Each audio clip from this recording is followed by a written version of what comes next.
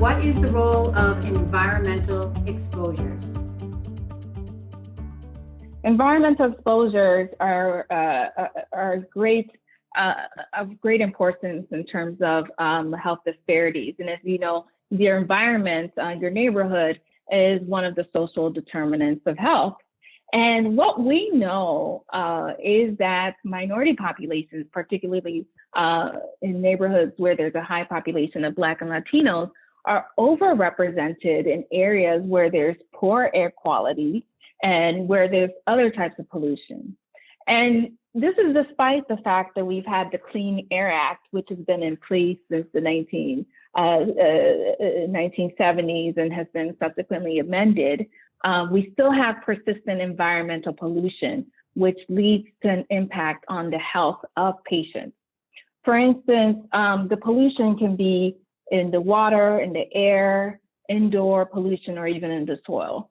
One famous example in the water is the crisis in Flint, where there are now criminal charges being brought up. The other would be such as air pollution, because there's a biomass plant that's going to be developed. I know there's some controversy here in Massachusetts and Springfield regarding this.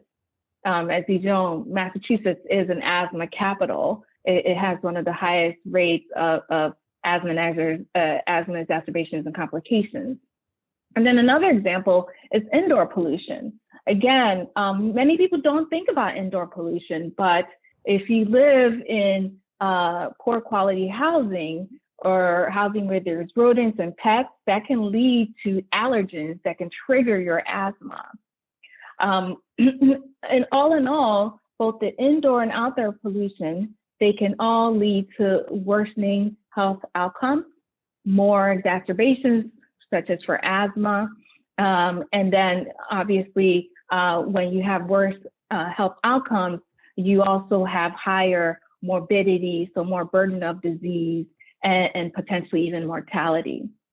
There was a paper done at Duke, it was in 2011, it was Miranda and Al, where they actually really wanted to measure this. So they said, okay, where are the highest density of population and what are the characteristics? And they found that the worst air quality, there was a statistically significant correlation between the areas with the worst air quality and the areas having a higher percentage of Black residents, a larger percentage of people in poverty, and even more younger patients. So you're more younger people. So this is impacting children and teenagers during the time when their lungs are developing when it comes to air pollution, and which can have long-term impacts when they become adults and could potentially lead to disease in middle age and as they age. So your environment is a huge determinant of health disparities. And we have evidence of this, and we are seeing more and more examples of further disparities, especially in areas where there's a higher percentage of Black and Latino and poor people who are residing in the area.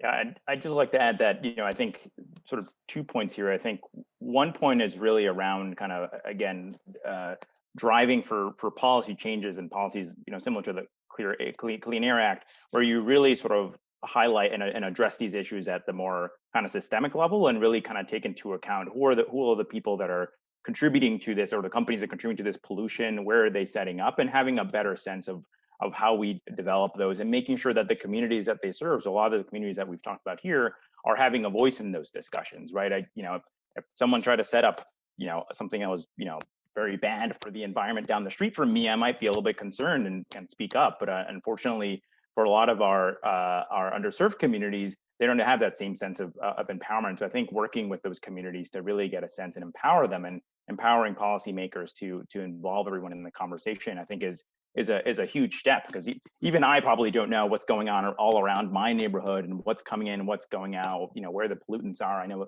I live by a small body of water here, and I'll admit I don't know, like, is it clean? Is it not? I don't know. And I think that's sort of one component in terms of just educating our sort of our communities and being able to drive those policy changes.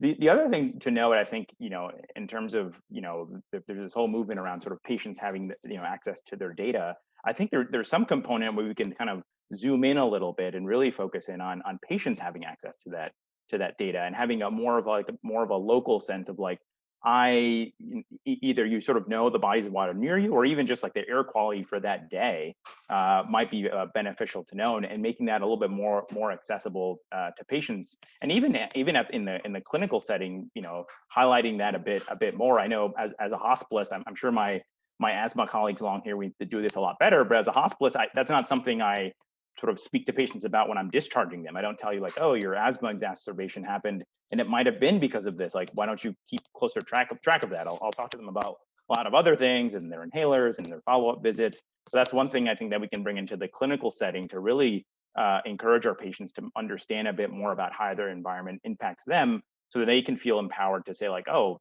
there's this high allergen or high pollutant date coming up. I have to be more aware that I might have my rescue inhaler a little bit closer to me, or just be more aware of some things that may come up. So I think there's a lot of power in that.